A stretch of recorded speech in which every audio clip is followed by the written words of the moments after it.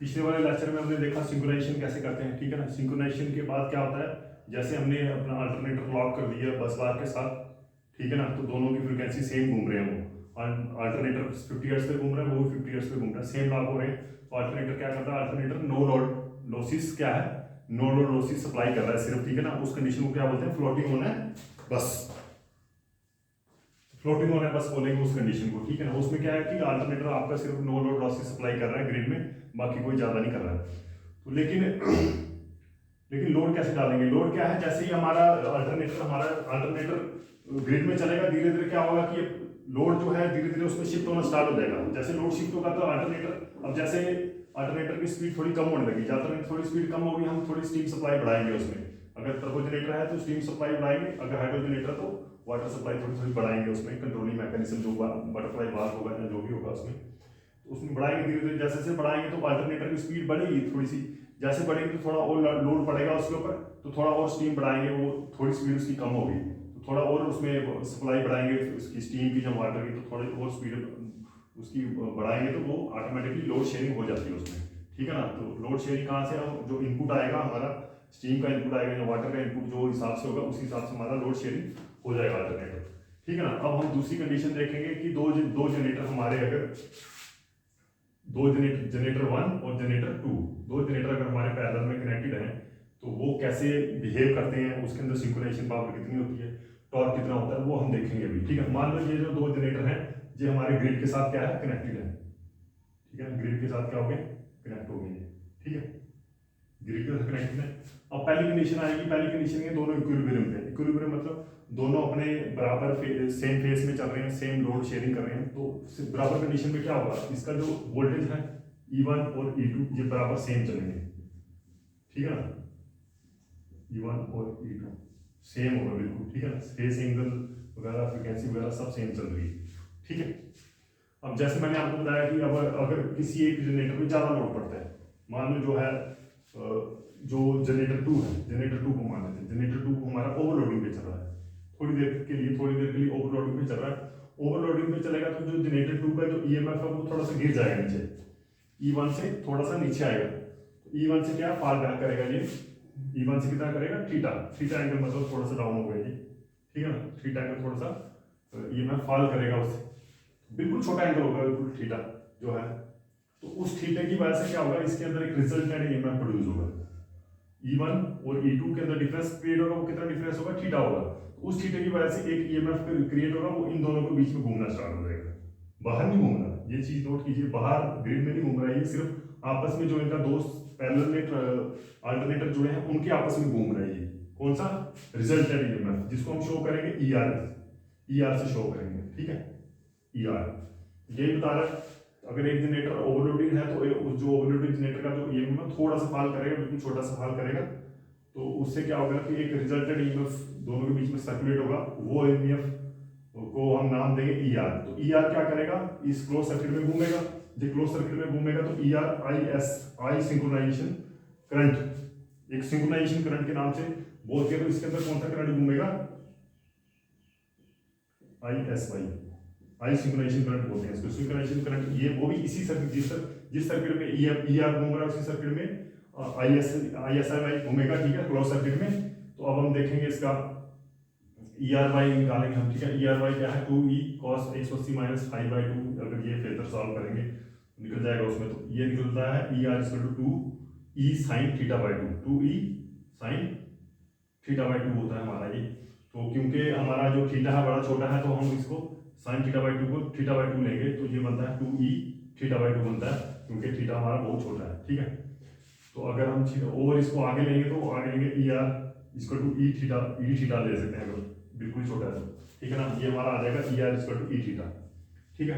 अब synchronisation current की value निकालेंगे, सिंक्रोनाइजेशन करंट की वैल्यू क्या होगी, ISY क्या होता है, अगर ओम्स लॉ लगाएंगे इसको BY/R, BY/R होता है ना, I क्या होता है BY/R, ओम्स लॉ BY/R। अब V क्या है हमारा, क्योंकि ये कौन सा है, रिजल्टेंट ईएमएफ है ना, क्योंकि रिजल्टेंट ईएमएफ की वैल्यू निकाल रहे हैं, करंट कौन सा, करंट भी हमारा रिजल्टेंट ईएमएफ की वजह से सिंक्रोनाइजेशन करंट जो थोड़ा करंट घूम रहा है इस सर्किट में घूमेगा, तो वो किसके बराबर होगा, V/R। तो R क्या है हमारा, अब दो दो जनरेटर के बीच में है, दो जनरेटर के जो अपने फेस का जो इंपीडेंस है वो इसके बीच में आएगी, क्योंकि दो जनरेटर सिमिलर ही है तकरीबन। तो इसके अंदर कितना आया, बराबर ही है, दोनों सेम कैपेबिलिटी के जनरेटर लगे हुए हैं, सेम एमबी के जनरेटर लगे हैं। तो ये जो जनरेटर है इसके अंदर जो है इंपीडेंस वो भी सेम होगी, तो इंपीडेंस सेम होगी, तो इसलिए हम टू सिंगल जनरेटर की जेड एस है, अब दो जनरेटर के बीच में घूम रहा है सर्कुलेटिंग करंट, तो टू जनरेटर है, तो हमारा क्या आ जाएगा, टू जेड एस आ जाएगा। तो टू जेड एस लिया हमने इधर, ठीक है। कई बार कंफ्यूजन आती है कि ये टू कहाँ से आ गया, टू इसलिए आया क्योंकि ये दो सर्किट है वो सिमिलर जनरेटर है, इसलिए Z1 इसका आ गया, Z2 आ गया। अब Z1 इक्वल टू Z2, तो इसको भी Z क्या बन आ गया, Z1 प्लस Z2। अब Z1 Z2 के बराबर Z आ गया हमारा 2Z, ठीक है, 2Z आ गया, ठीक है। तो ये जहां से आ गया कि इक्वल टू 2Z, ये ओम्स लॉ है। तो अब क्या है, अब तो सिंक्रोनाइजेशन करंट के किसके बराबर होगा, अगर अब क्या है कि ZS के अंदर क्या है, आर फैक्टर भी है, ये आर भी है। अब होता क्या है कि जो जनरेटर है, जनरेटर में हमारा रेसिस्टेंस बहुत कम होता है। एक्चुअली में जो हमारा इंडक्टेंस है, इंडक्टेंस 10 से 100 टाइम्स होता है एज कम्पेयर टू रेसिस्टेंस। तो resistance can be neglected, resistance को नेग्लेक्ट करेंगे, अगर हम रेसिस्टेंस को नेग्लेक्ट करेंगे, जो होता है are plus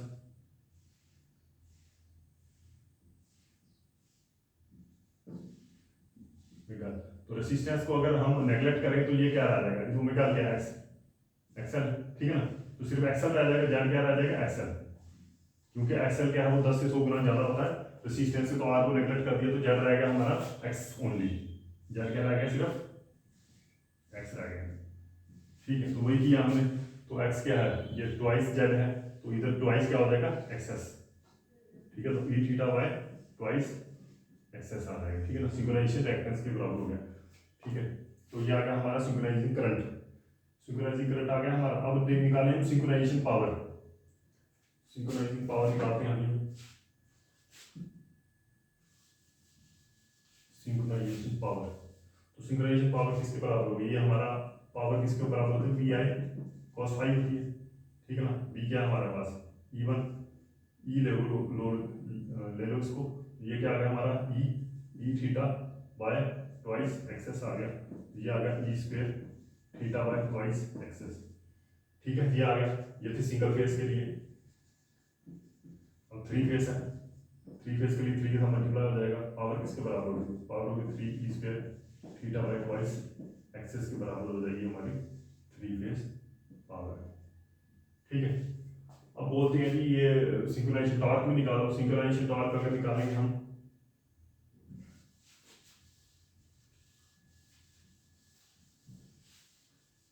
synchronisation torque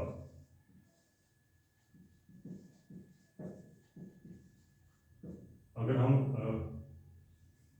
TS को मानते हैं, सिंक्रोनाइजेशन टॉर्क जो न्यूटन मीटर में है, ठीक है। एनएस को क्या मानते हैं, सिंक्रोनाइजेशन स्पीड, ठीक है। तो थ्री फेज टॉर्क किसके बराबर होगी, थ्री फेज हमारी पावर किसके बराबर थी, 2 pi NS T S Y divide by 60, ठीक है ना।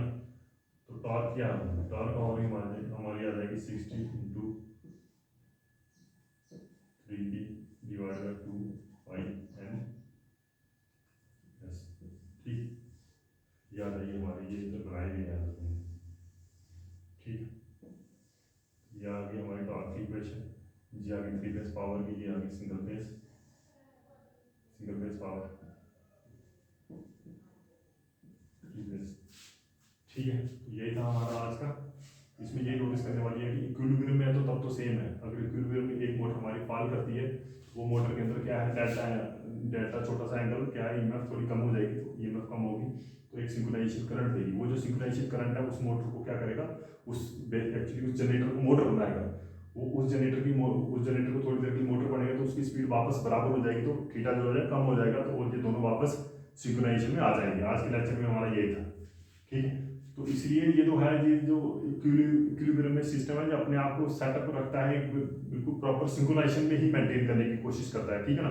देखा हमने जैसे सिंक्रोनाइजेशन से थोड़ा हटा तो जो अल्टरनेटर था वो मोटर बन गया, मोटर बनने से क्या, जो सिंक्रोनाइजेशन करंट था वो मोटर को उसने और स्पीड बढ़ाई, तो वो मोटर के वापस अपने सिंक्रोनाइजेशन में आ गया। तो ये एकदम सिंक्रोनाइजेशन में रहता है सिस्टम, ठीक है, ऑटोमेटिक रहता है सिस्टम ये। तो बस यही था, इसमें हमने देखा कि आज सिंक्रोनाइजेशन करंट कितना होता है, रिजल्टेंट ईएमएफ कितना होता है। सिंक्रोनाइजेशन करंट से जो हमारे अल्टरनेटर मोटर एक्शन करता है, मोटर एक्शन, तो उससे क्या है कि पावर सिंक्रोनाइजेशन में आता है, वो पावर कितनी यूज़ करता है, वो पावर सिंगल फेस में E square theta by 2x by 2x ऐसे होती है, थ्री फेस में 3 square 3 square theta by 2x Y होती है थ्री फेस में, ठीक है ना। तो सिंक्रोनाइजेशन टॉर्क किसके बराबर होती है, 3b 60 2 बाई 10s के बराबर होती है, ठीक है। आज यही था।